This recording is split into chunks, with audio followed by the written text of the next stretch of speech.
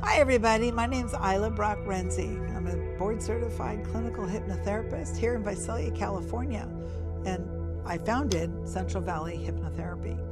Today on Subconsciously Speaking, What's in Your Mind? I'm going to be talking about excuses. Yeah, the stories we tell ourselves. That's what I'm talking about today. Why do we make them? What's the deal? How can hypnosis help? Or hypnotherapy help? Or my other favorite modality, IEMT, which it'll be labeled at the bottom, integral eye movement therapy. Have you ever noticed your excuse always sounds incredibly intelligent?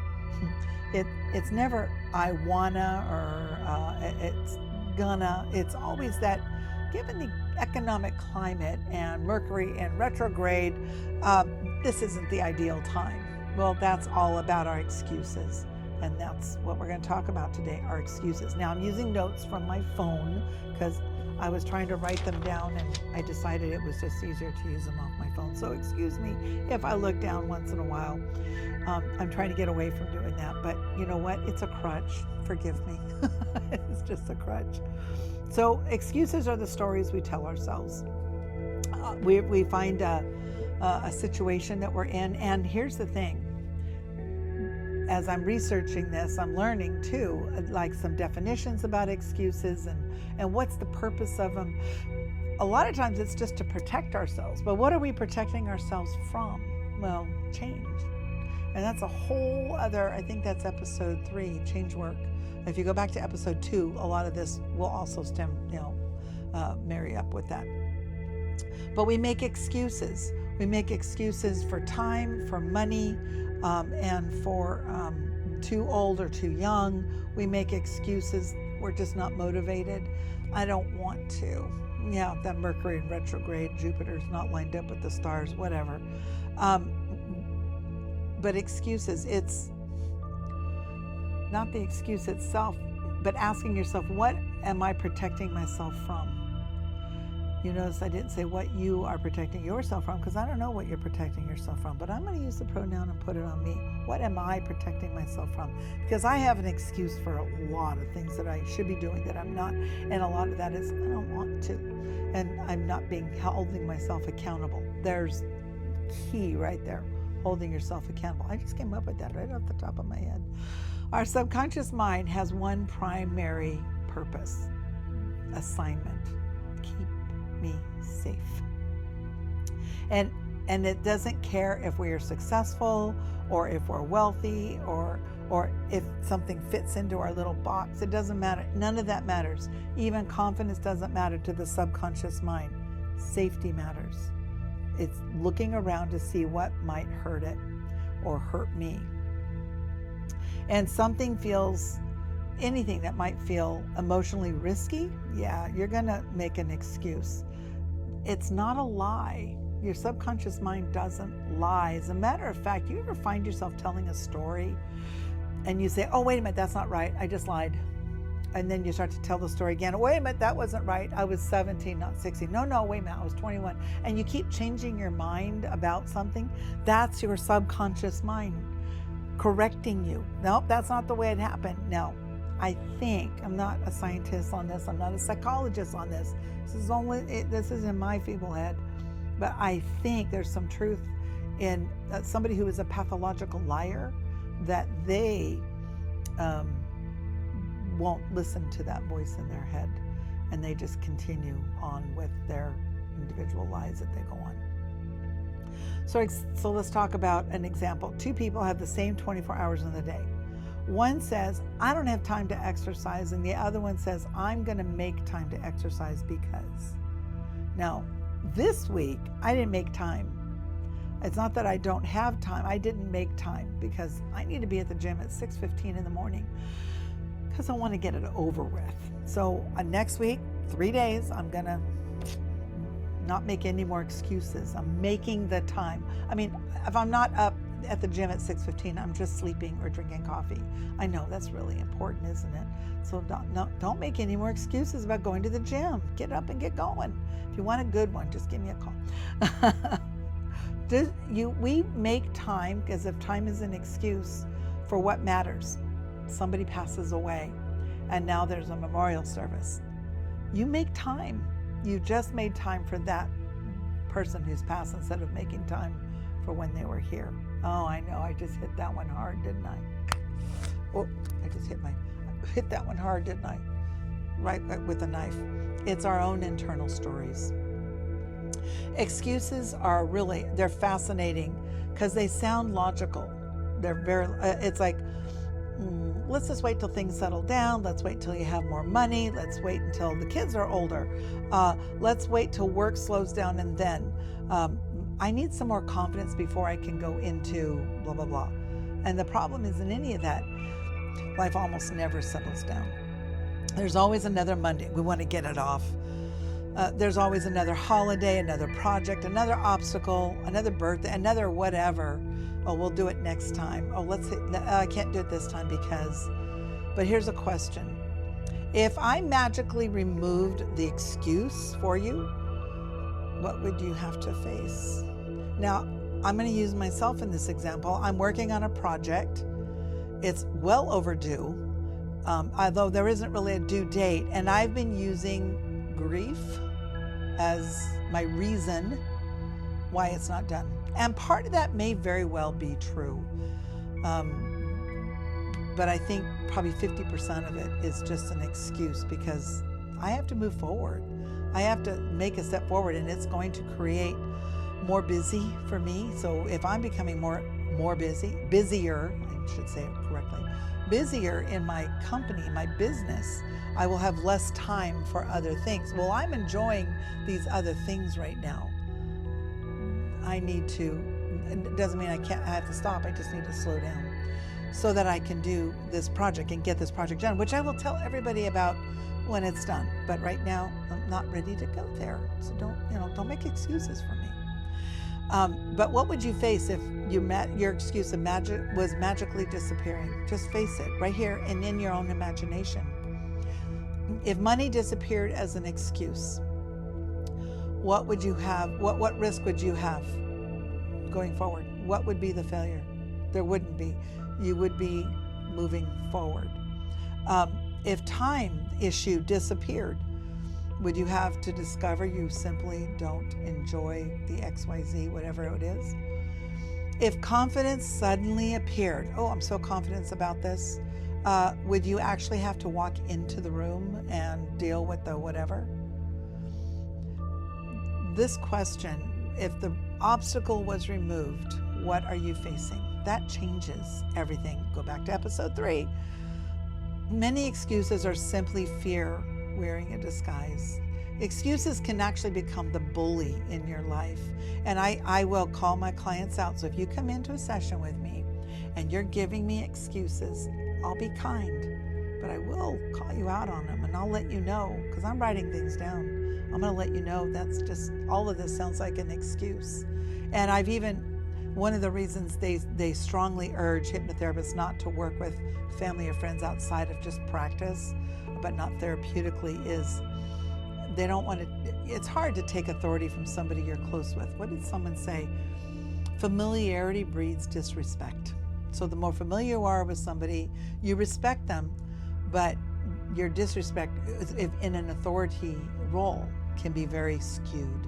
So keep that in mind. Don't make excuses.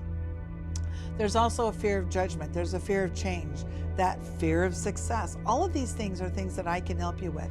And in relationships or even in a job interview or whatever, fear of rejection. Let's talk about job interviews and you're going for a job.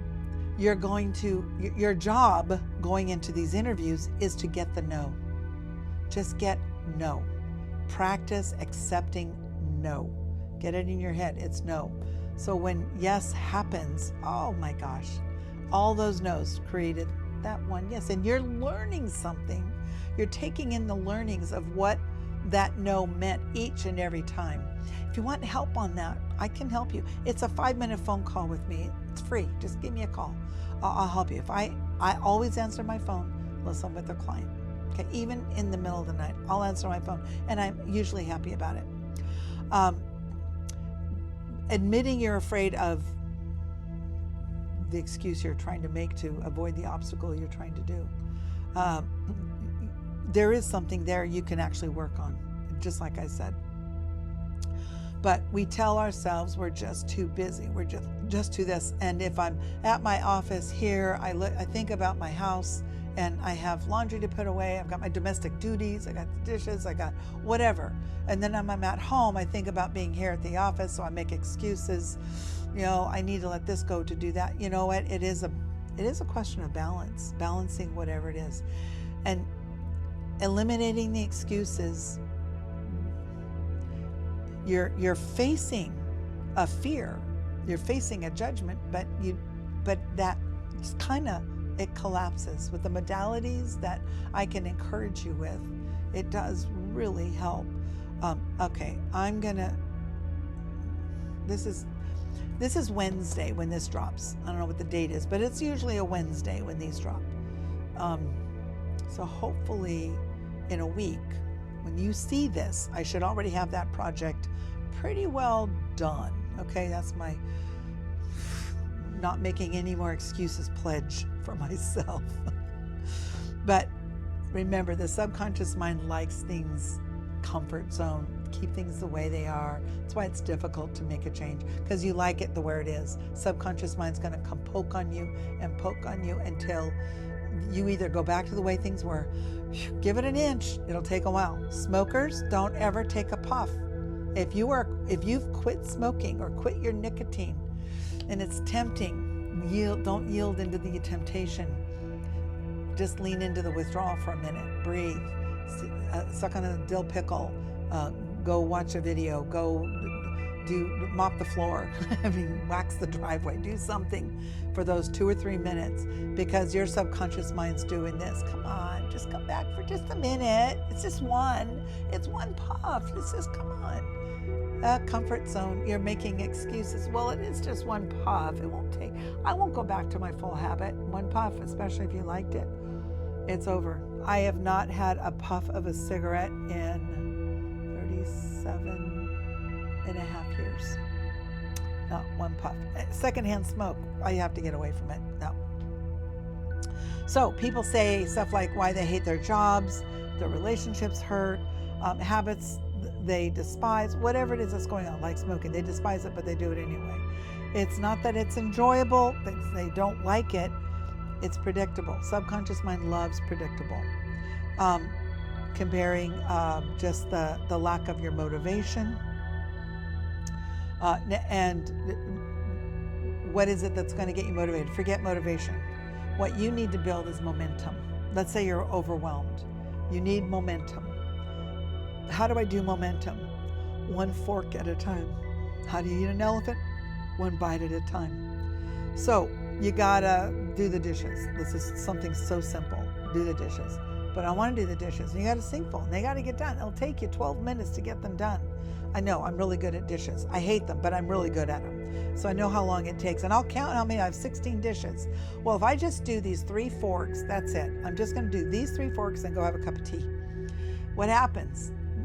99.99% of the time, I'll do, all the forks and all the coffee cups and the one saucepan. I've created some momentum.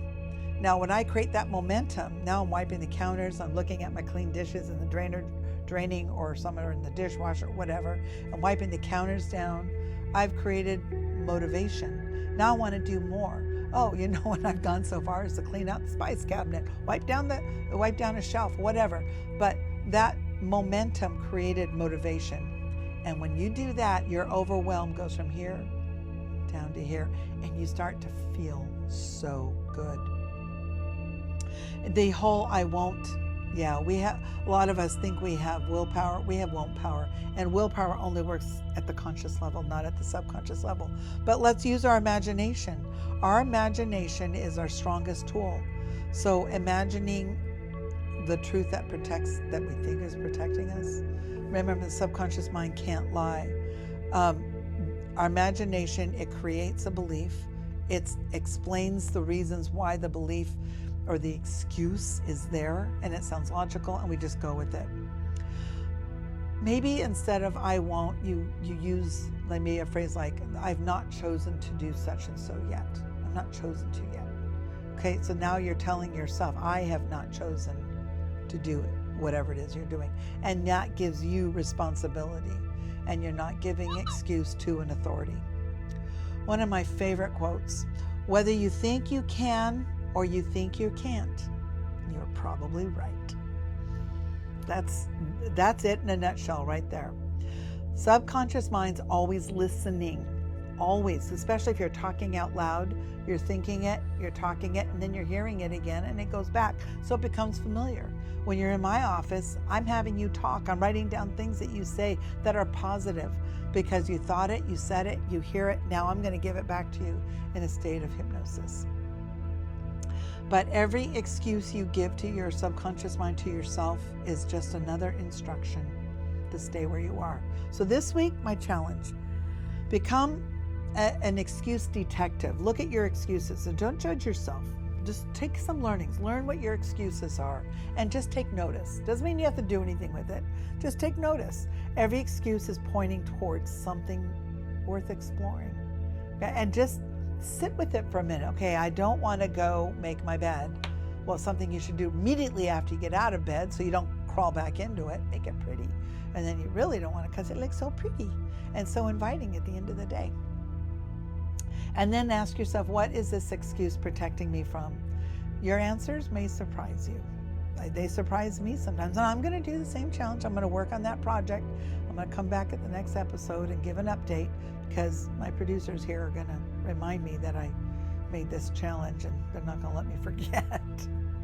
And just decide whether that is a protecting, if that protection that you're giving, the excuse that you're giving, is it serving you? My excuse is the grief part, maybe a little, but it's not. I need to get this project done and off my table so that I can pursue other areas that are doors that will open for me. And it's just not there. So just remember, subconscious mind isn't your enemy. It is trying to help you. It is trying to keep you safe. It needs a better set of instructions. So give it some better instructions. My name is Ilah Brock-Renzi. This is Subconsciously Speaking. It's in your mind. Until next time, folks, don't make excuses. And don't make excuses not to get a hold of me. Call me. Chats are free. Take care until next time, guys.